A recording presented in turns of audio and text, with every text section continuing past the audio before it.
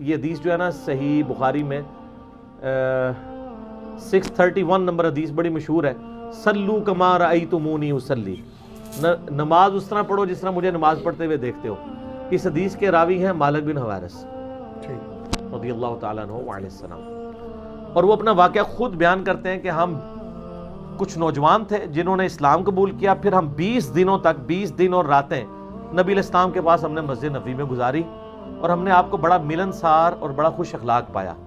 اور 20 دنوں میں ہم نے آبزرو کیا کہ آپ علیہ السلام نماز کیسے پڑھتے ہیں، آپ کے دین کو سیکھا،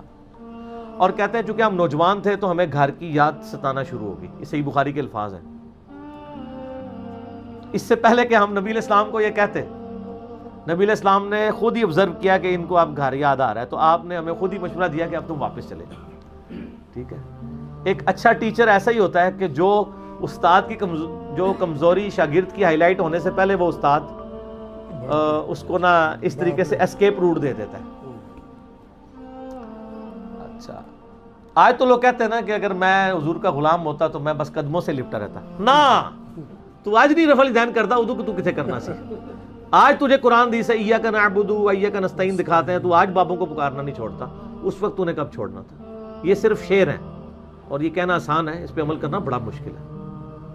انسان تو انسان ہے نا، اکتاہٹ تو اس کے اندر اللہ تعالیٰ نے رکھ دی ہے بلٹ ان۔ تو کہتے ہیں 20 دن کے بعد نبی علیہ السلام نے ہمیں واپس بھیجا، اور میں دیکھنا واپس جاؤ تو اذان دینا، اس کے بعد نماز کے لیے تم میں جو عمر میں بڑا ہو وہ تمہاری نماز میں امامت کروائے۔ یہ پوری حدیث ہے مالک بن حویرث کی۔ اس حدیث کی شرح میں آپ فتح الباری میں دیکھ لیں، اس میں بھی لکھا ہے کہ غزوہ تبوک کے قریب کا یہ واقعہ ہے۔ غزوہ تبوک ہوا ہے رجب 9 ہجری میں، اور رجب 9 ہجری میں غزوہ تبوک ہوا ہے، اس کے آلموسٹ 8-9 مہینے کے بعد نبی علیہ السلام کی وفات ہو گئی ہے۔ ٹھیک ہے جی، تو آپ صلی اللہ علیہ وآلہ وسلم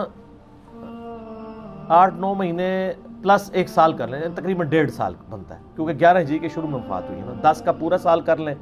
اور یہ 6-7 مہینے یہ کر لیں، 1.5 سال بعد، یعنی یہ بالکل آخر میں مسلمان ہوا ہے۔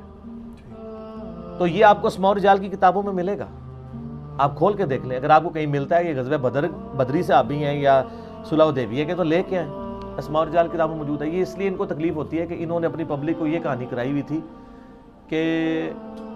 مکے کے اندر رفع الیدین ہوتا تھا، مدینے میں بت رکھ کے آتے تھے تو وہ مدینے میں ختم ہو گیا۔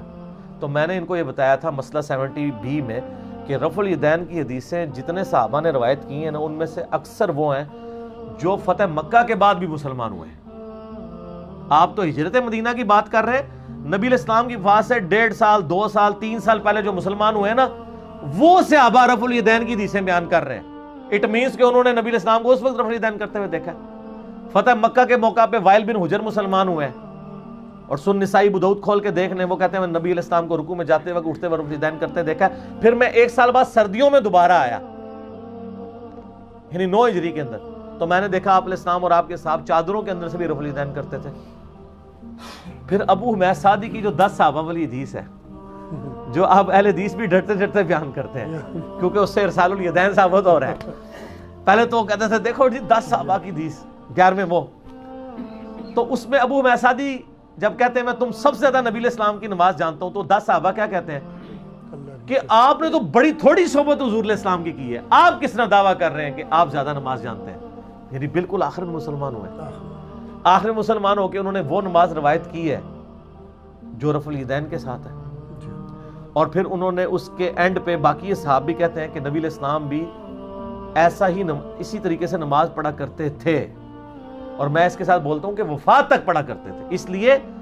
کہ نبی علیہ السلام کی وفات کے بعد 11 صحابہ ایک جگہ مجلس کر کے ایک دوسرے کو نماز سکھا رہے ہیں، تو وہ نماز سکھائیں گے جو منسوخ ہو چکی ہوئی ہے، یا وہ سکھائیں گے جو نبی علیہ السلام پڑھا کرتے تھے؟ جو پڑھا کرتے تھے۔ آج اپنے بچے کو آپ کیا پہلے غلط نماز سکھائیں گے، اس کے بعد کہیں گے یہ تو منسوخ ہو گئی تھی، آپ یہ صحیح نماز سیکھو؟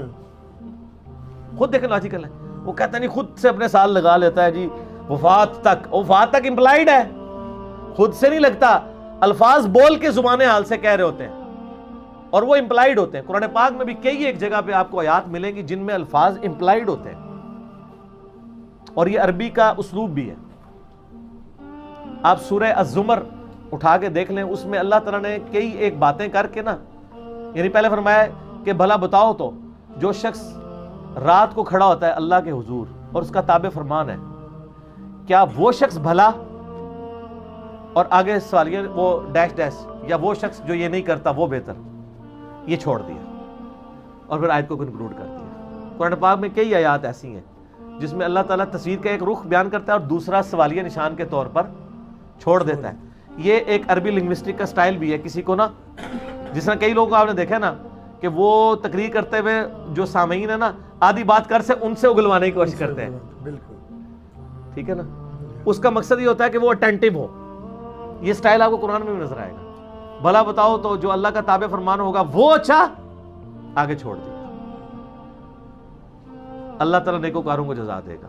وہ دوسرے والا چھوڑ دیا، لیکن سٹارٹ سوال سے کیا، بھلا وہ اچھا یا وہ اچھا جو یہ نہیں کر رہا وہ چھوڑ دیا۔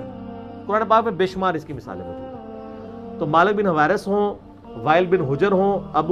ابو حمید سعدی ہوں، یہ سب کے سب اصحاب جو ہیں بالکل اینڈ پہ مسلمان ہونے والے ہیں۔ انہوں نے حدیث روایت کی ہے رفع الیدین والی، اور مالک بن حویرث سے تو ان کو بڑی چیڑ ہے، میں آپ کو بتاؤں۔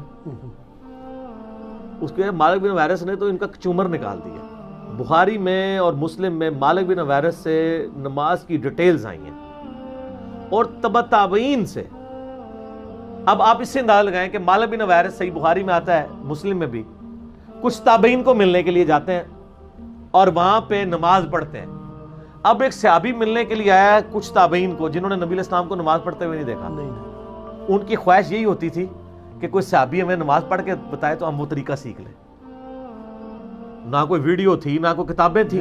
نسل در نسل دین ٹرانسفر ہوا ہے نا، سنت تو نسل در نسل ٹرانسفر ہوئی ہے، اس کا ریکارڈ تو 30 صدی میں آگے حدیث کی شکل میں لکھا گیا۔ اللہ کی رحمتیں ہوں کروڑوں ان لوگوں پہ کہ انہوں نے کم از کم دین کو فریز کر دیا ہے،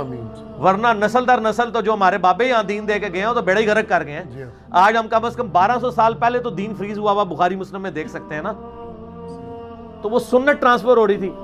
اب وہ ابو قلابہ تابعی سے وہ تبع تابعین پوچھتے ہیں کہ جب مالک بن حویرث صاحب کو ملنے آئے تو انہوں نے نماز کیسے پڑھی تھی؟ انہوں نے کہا کہ ان کی نماز ایسی تھی کہ رکوع جب نماز شروع کرتے تو ہاتھ وہ کندھوں تک اٹھاتے، رکوع میں جاتے تو کندھوں تک اٹھاتے، رکوع سے سر اٹھاتے تو کندھوں تک ہاتھ اٹھاتے، اور طاق رکعتوں میں جب تک وہ بیٹھ نہیں جاتے تھے دوسری رکعت کے لیے کھڑے نہیں ہوتے، یعنی جلسہ استراحت، اور تیسری رکعت بھی رفع الیدین سے شروع کرتے۔ اور ایک بخاری کے طریق میں آتا ہے کہ جب وہ تشہد سے اٹھتے یا پہلی رکعت میں دوسرا سجدہ کر کے بیٹھ کے اٹھتے تو زمین پر اعتماد کر کے اٹھتے۔ جو یہ حنفیوں نے جعلی کہانی بنائی ہے کہ نبی علیہ السلام بوڑھے ہو گئے تھے، اٹھا نہیں جاتا تھا، نعوذ باللہ، اور پھر اینڈ پہ مالک بن حویرث اس حدیث میں کہتے ہیں کہ میرا نماز کا ارادہ کوئی نہیں تھا، میں نے جان بوجھ کے نماز پڑھی ہے تاکہ تمہیں سکھاؤں کہ نبی علیہ السلام کی نماز کا طریقہ کیا ہے۔ اور کون شخص کہہ رہا ہے؟ جس کو نبی علیہ السلام فرمایا سلو کما رأیتمونی اصلی، مالک بن حویرث نماز ویسے پڑھنا جسے مجھے پڑھتے ہوئے دیکھی ہے۔ اس نے یہ بات ایسی پلے باندھی ہے کہ وہ تابعین کے پاس جاتا ہے تو جا کے ان کو نماز سکھاتا ہے، اور کون سی سکھاتا ہے؟ رفع الیدین کے ساتھ، جو کہتے ہیں چھوٹا مسئلہ ہے۔ چھوٹا مسئلہ ہے تو آپ بھی چھوڑ دینا عید کا رفع الیدین،